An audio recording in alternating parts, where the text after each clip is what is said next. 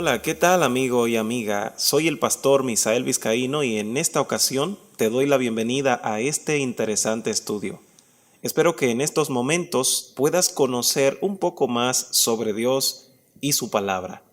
Antes de iniciar, vamos a orar. Nuestro Padre que estás en el cielo, muchas gracias por la oportunidad que nos das de aprender. Queremos pedir que tu Espíritu nos acompañe en el transcurso de este estudio. En el nombre de Jesús. Amén. La premisa fundamental de nuestro estudio es: creemos que la Biblia es la palabra de Dios que nos muestra el contenido necesario para vivir correctamente en la tierra hasta que Jesús regrese por segunda vez. En esta ocasión veremos qué es necesario hacer para salvarse. La salvación es un concepto trillado por todas las religiones del mundo.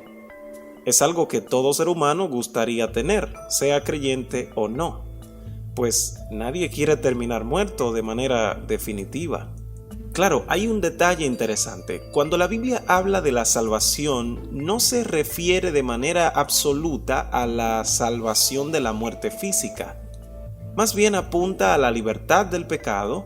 Se refiere a la nueva oportunidad para relacionarnos con Dios sin limitaciones y de esta manera pues vivir eternamente. La primera pregunta de nuestro estudio es: ¿por qué necesitamos salvación? La Biblia dice en Romanos 3:23: por cuanto todos pecaron y están destituidos de la gloria de Dios. El texto dice que todos los seres humanos hemos pecado. Conforme vimos en el estudio de la ley, por haber desobedecido a Dios, nos constituimos en pecadores. Eso significa que perdimos el privilegio de la vida eterna y el acceso a Dios. ¿Cómo surgió todo? En cierta ocasión, luego de Dios haber creado a Adán y Eva, les pidió que no se acercaran al árbol del conocimiento del bien y del mal.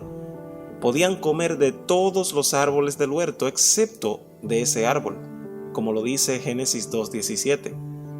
Adán y Eva escogieron desobedecer y se convirtieron en los primeros pecadores en la tierra. Como resultado, toda la descendencia de ellos nació en un mundo que moría por su desobediencia. Eso significa que todos los hombres también nacieron con una naturaleza arruinada por el pecado y con tendencias al mal. Es por el pecado, por nuestra desobediencia, que necesitamos salvación. Esto nos lleva a la siguiente pregunta: ¿de qué manera Dios determinó salvar al hombre? La respuesta a esta pregunta es relativamente fácil. Sin embargo, tiene profundas implicaciones.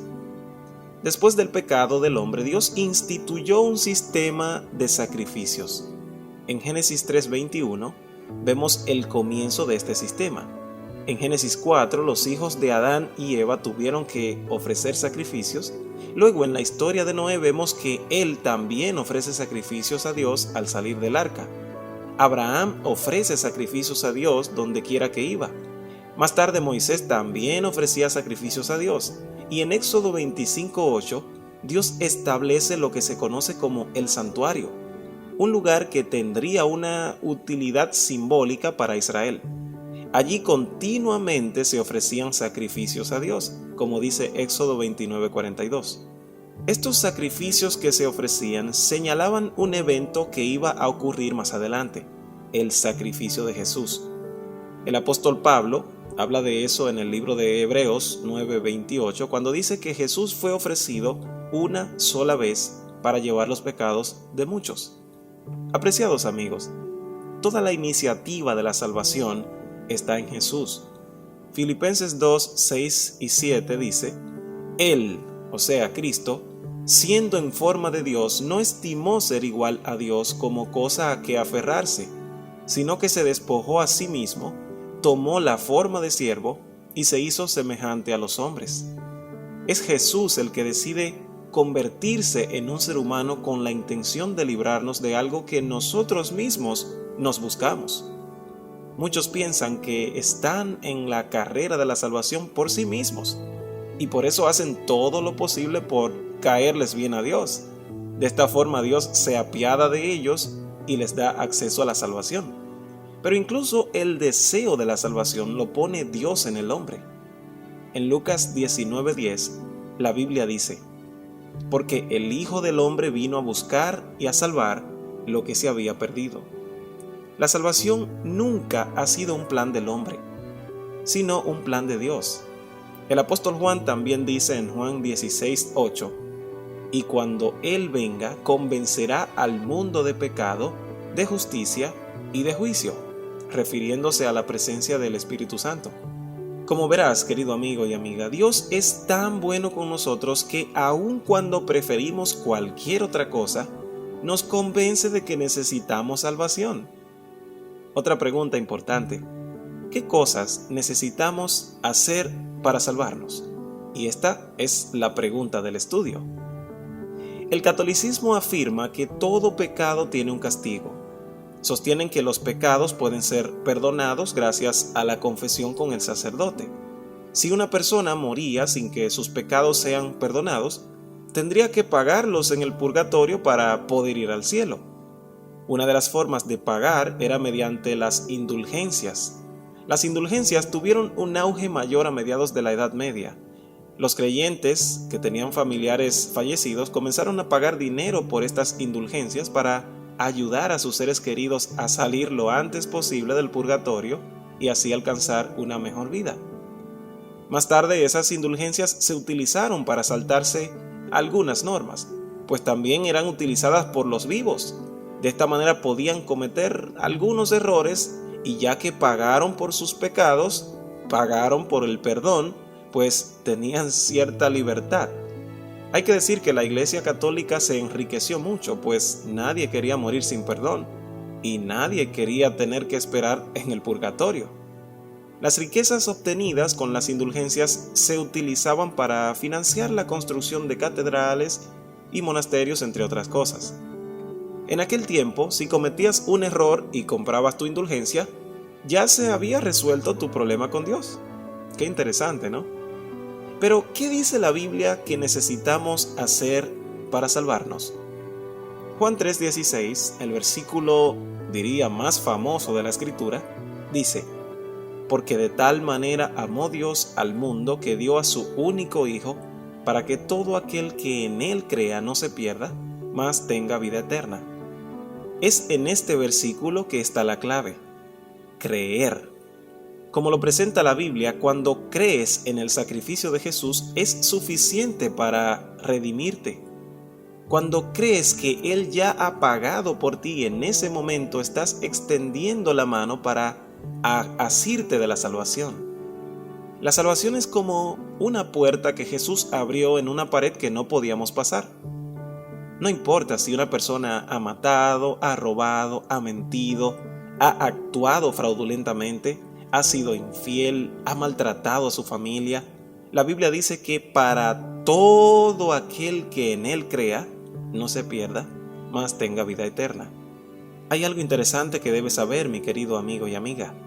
El sacrificio de Jesús en la cruz no solo justifica al pecador, sino que también sirvió para vindicar el carácter de Dios ante el universo. ¿Cómo así? Ahora te lo explico.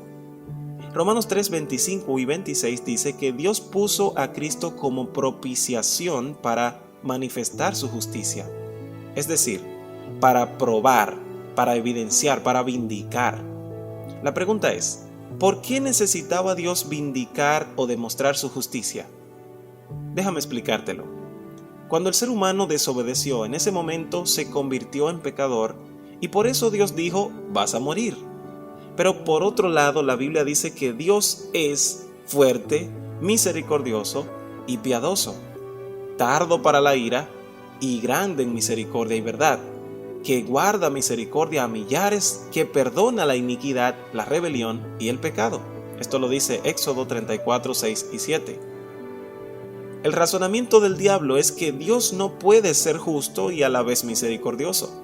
O es una cosa o es la otra. Entonces, como todos los seres humanos pecaron, lo justo es que todos mueran.